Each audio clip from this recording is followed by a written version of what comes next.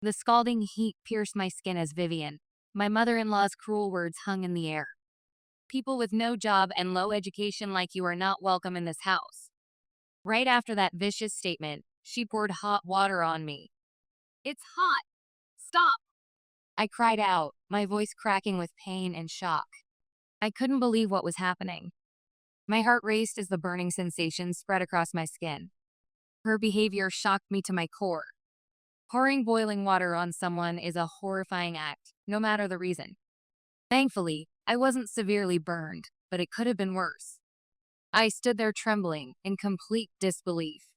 How could Vivian treat me like this? What made it harder was that her words were completely false. It wasn't me who was unemployed, it was Nathan.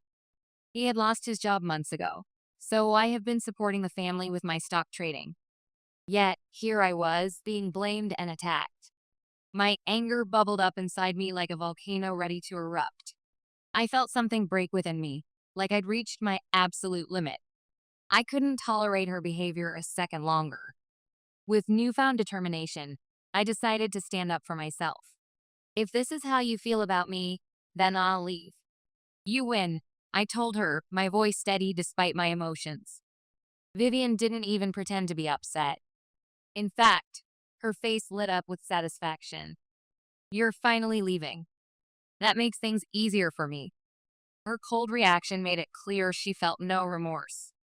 I realized I couldn't spend another minute in such a toxic place. Without hesitation, I grabbed my emergency bag and walked out.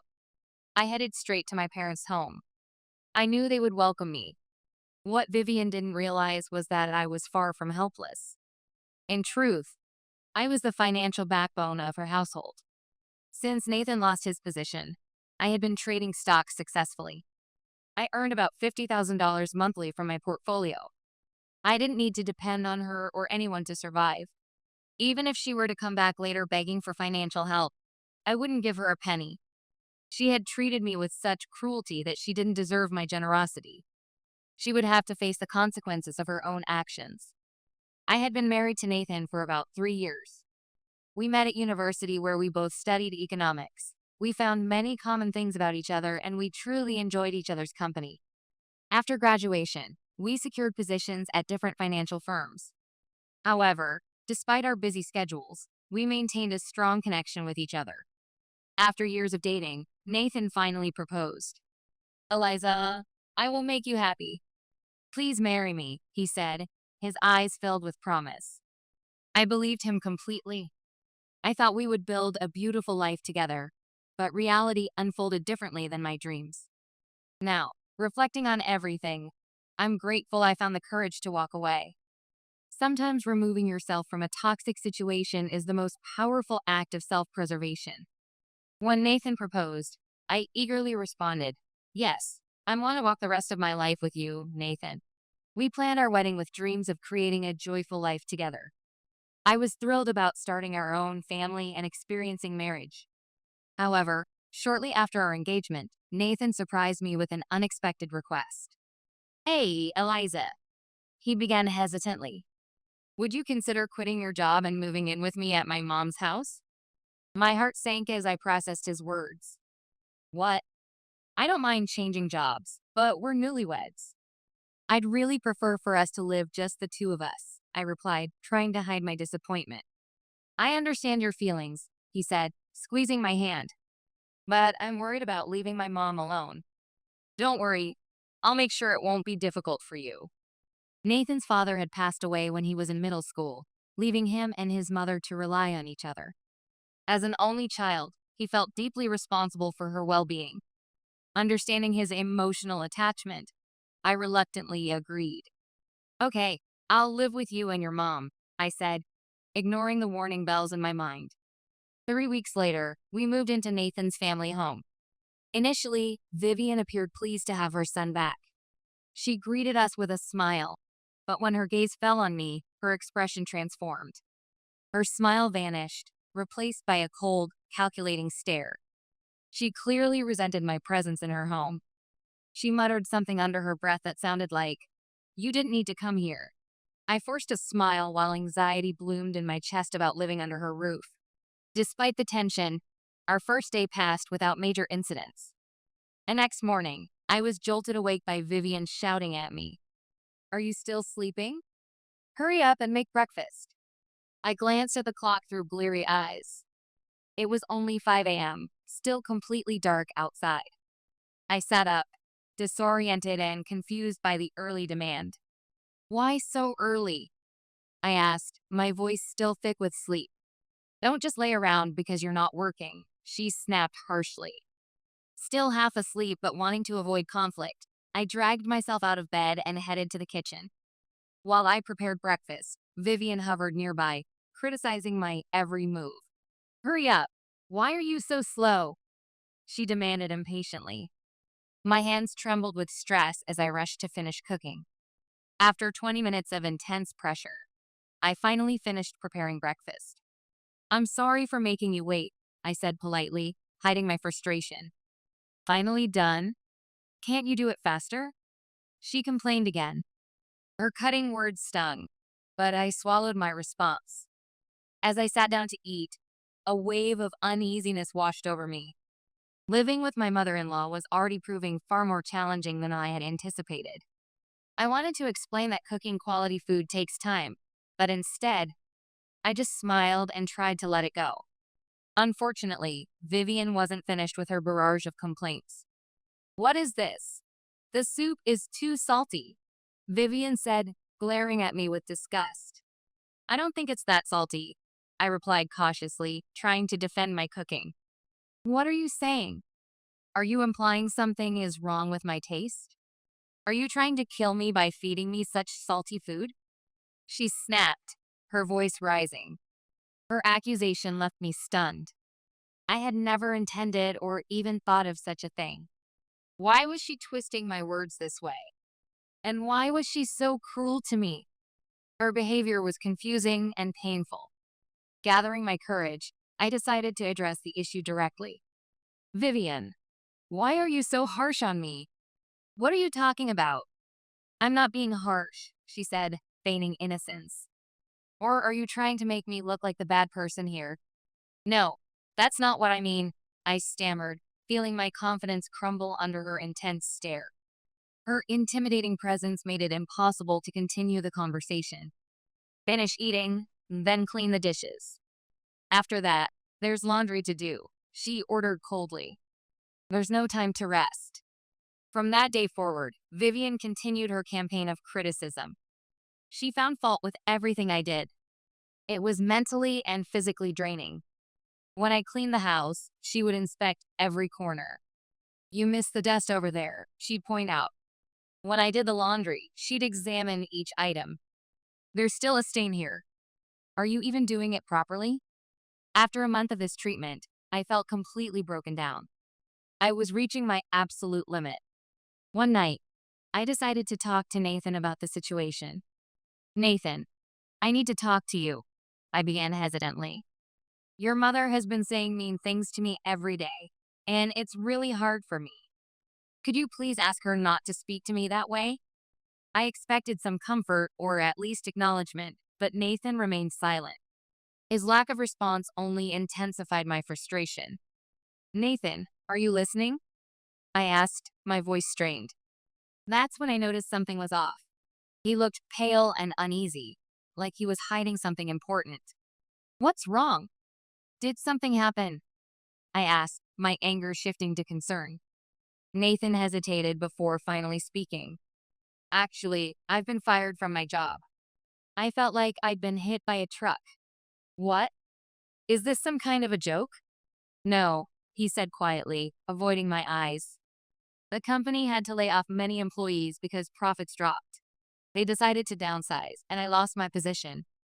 I struggled to comprehend what this meant for us. "So, you're unemployed now?" I asked, my mind racing. "Yes," he admitted. "I have to look for a new job from now on." I sat there in shocked silence, unable to find words. My already difficult situation had just become infinitely worse. After receiving notice that I would lose my job in a month, I realized I had limited time left. Fortunately, I had been applying my knowledge from the securities company to trade stocks. At first, it was challenging, and I made several costly mistakes, but gradually my skills improved. Eventually, I started earning about $50,000 monthly from my strategic investments. Thanks to my stock trading success, we weren't experiencing financial difficulties.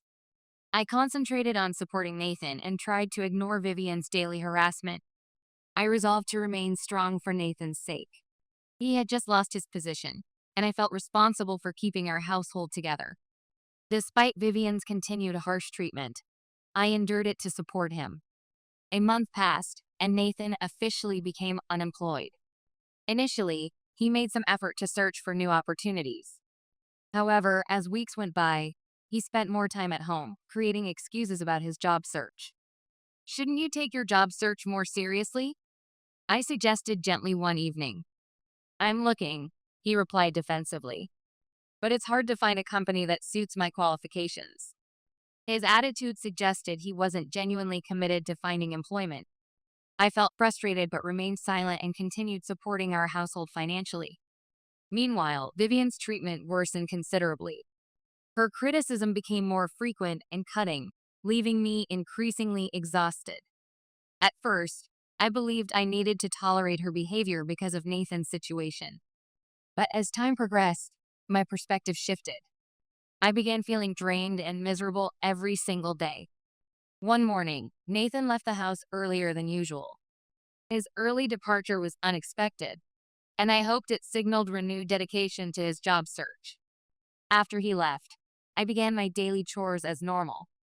While I cleaned, Vivian positioned herself on the living room sofa, sipping coffee leisurely.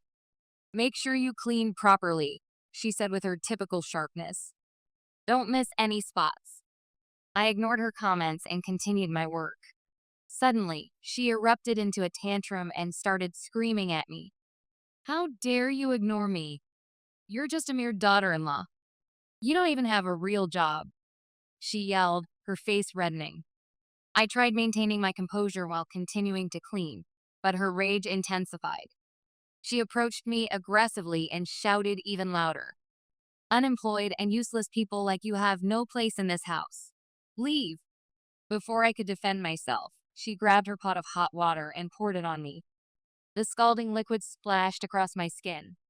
"It's hot. Stop!" I screamed instinctively when Vivian poured the water on me. I stood trembling, both from pain and shock at her deliberate cruelty. Fortunately, it wasn't boiling, so I avoided serious burns, but it could have been disastrous. This incident marked my breaking point. I realized I could no longer endure such a toxic environment.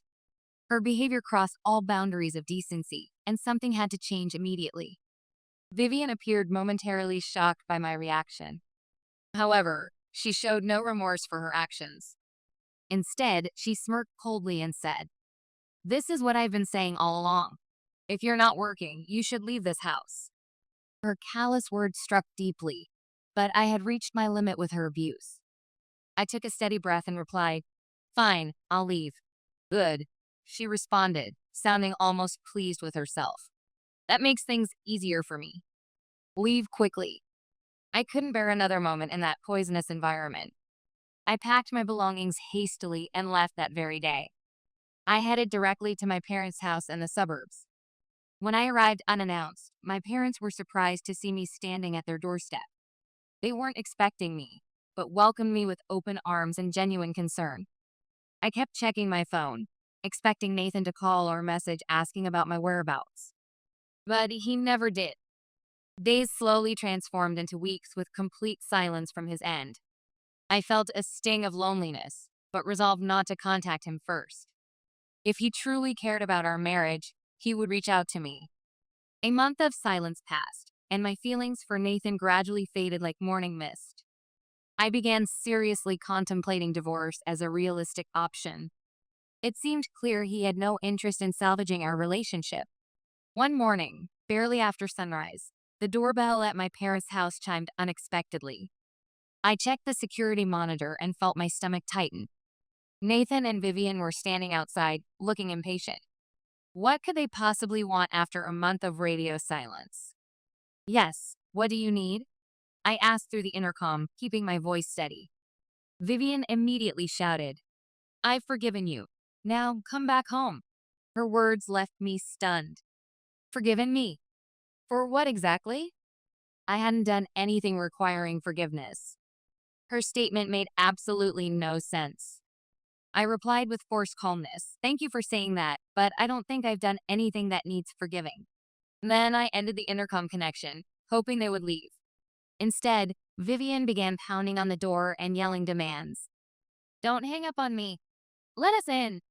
Come back with us." Concerned their commotion might disturb my parents' neighbors, I reluctantly opened the door. I guided them to the living room and motioned for them to sit. Once they were seated, I asked directly, "Why are you here? What's going on?" I couldn't comprehend their sudden appearance. Vivian had practically pushed me out, and now she was demanding my return. Her behavior was completely irrational. "You told me to leave," I reminded her firmly. "There's no way I can just come back now," I added, still bewildered by their visit. I remained resolute as I expressed my feelings to Vivian. She grew increasingly agitated and accused me of behaving childishly. She claimed she had generously forgiven my supposed transgressions and insisted I return to her house. She even had the audacity to say she was willing to accommodate someone like me, supposedly unemployed and uneducated, under her roof. Something inside me snapped. "I'm not the one who's unemployed. It's your son, Nathan. And if I go back, you'll just treat me badly every single day." I counted sharply. Nathan's face paled at my words. Vivian looked genuinely confused. It became painfully obvious that Nathan had hidden his situation from his mother. Under the weight of our stares, Nathan finally confessed the truth. He admitted being laid off from his company months ago. His confession unleashed a torrent of excuses and apologies. He awkwardly explained that he had been secretly relying on my trading income to maintain our lifestyle. Vivian, however, was absolutely livid upon hearing this revelation. She clearly had no idea about her son's unemployment until this moment. "Why didn't you tell me about this?" she demanded, her voice rising. "What are we supposed to do now?" she yelled at Nathan. Nathan tried to calm her down, saying, "It's fine for now. Eliza's income is enough." His response only worsened the situation. Vivian called him worthless for not searching for employment and berated him further. I couldn't believe what I was hearing. I had been financially supporting both of them this entire time, and Nathan had just been idly sitting around. I began questioning why I had ever thought supporting him was a good idea in the first place. When Vivian suggested again that I return to live with them, I firmly refused. "No, I'm not coming back," I stated with conviction. I couldn't possibly imagine returning to that house after everything they had put me through. Then the situation intensified when I mentioned how Vivian had poured hot water on me. Nathan's face drained of color. "What? She did that to you?" he asked, clearly horrified. "Yes," I confirmed. "Ask her yourself." Nathan confronted his mother immediately. "Why would you do that to her?" he demanded. She admitted it without hesitation, saying, "Because she ignored me. That's why I did it." Her pathetic excuse fueled my anger even more and sparked a heated argument between Nathan and Vivian. Their shouting became unbearable, so I intervened. "Take this argument back to your house. You're in someone else's home, and you're being too loud." Hearing my firm words, they settled down somewhat. Their aggressive demeanor softened, and they began pleading with me to return. They made empty promises not to mistreat me again. Nathan claimed he would find employment, and Vivian assured me she wouldn't cause any more problems. But I didn't believe a word they said. Their promises felt hollow and meaningless. I knew better than to trust them after all I had endured. I told them honestly that their words meant nothing to me anymore. I knew they would only exploit me again if I returned. Their silence confirmed my suspicions. Without another word, I left the living room and retreated to my bedroom, leaving them to contemplate their actions. After approximately 6 minutes, I returned to the living room. They were still sitting in exactly the same positions, heads bowed, completely silent. Frustrated by the ongoing silence, I asked, "How long do you plan to sit here without saying anything?" "I can't even think of anything anymore." Nathan sighed deeply instead of properly answering. He looked surprised when I handed him a document. It was a pre-filled divorce form with my signature already in place. His face registered confusion as he examined the paper. "It's a divorce form," I stated bluntly. "I've had enough. I can't remain married to someone who refuses to find work and didn't even bother to contact me after I left." Nathan appeared shocked. "Wait, please.